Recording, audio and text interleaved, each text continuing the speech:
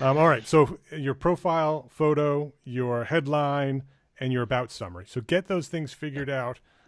Understand your target market. Make sure your brand is nice and strong and figured out. And now we're going to start connecting, right? We've built this profile. We're ready to connect. How do we do that? How do we leverage this profile to get to the people that we really, I mean, you just said tens of thousands of people available just within the niche that we're in. There's millions of people on LinkedIn. And so, maybe your market is tens of thousands. How do we find the 5 or 10 people that really make a difference in our business? Yeah, that, again, really important to know who it is you're searching for, right?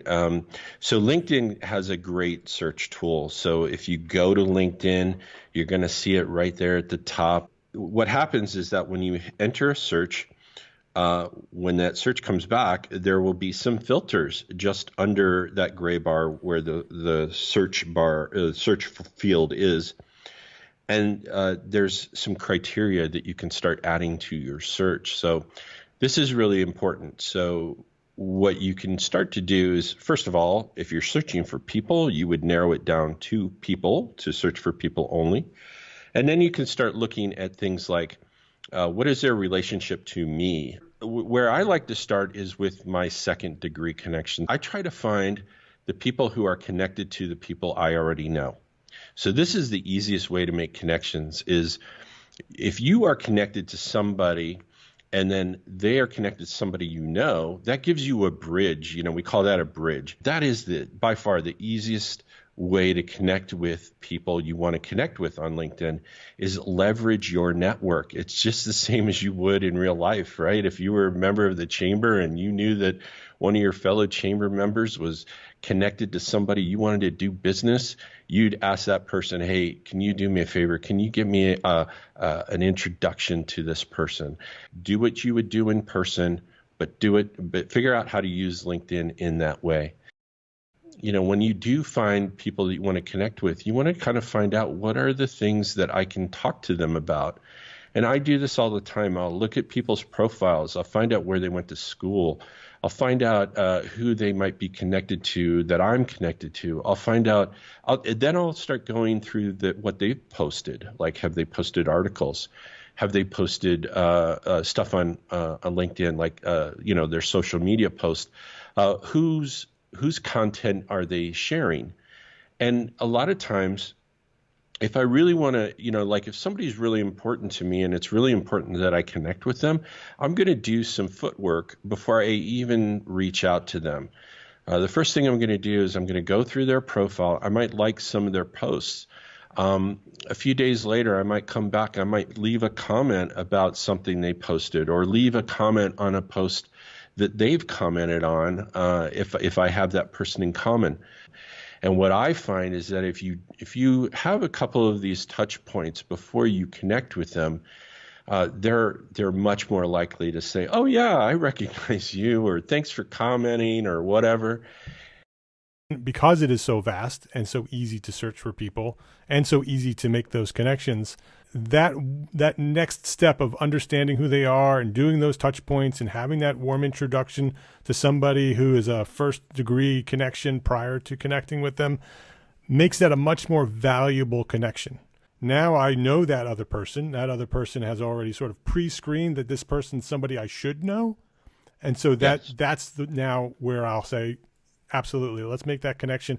And most likely I'll even make that call and meet them one-on-one.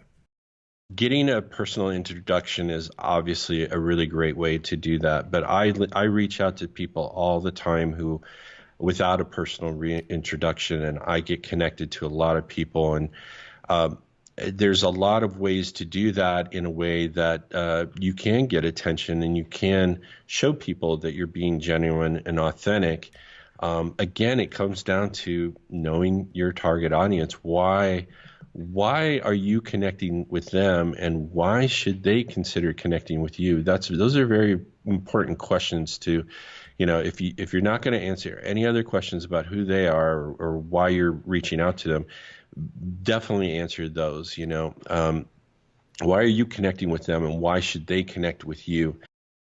Just because you're connected doesn't mean that they're going to interact with you. To really get them to interact with you, you really got to you have to start providing some value for them, right? That's the key phrase. You Yeah, need to provide value that they want. exactly. And that's where knowing who they are, knowing your target audience, that's what's so important, because now that you're connected, now you got to kind of figure out, like, what can I say to this person? What can I do for this person? How can I help this person? Who can I connect them to?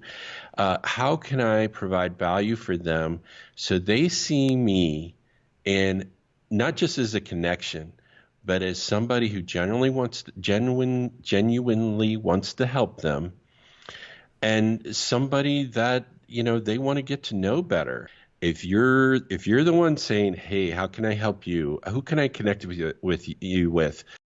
One of the best ways that kind of works is I share useful information. If you're an architect and you know that you've connected with somebody that needs your services, if you have a white paper or the lead magnet tools, right, the downloads and stuff like that, if you've got that material,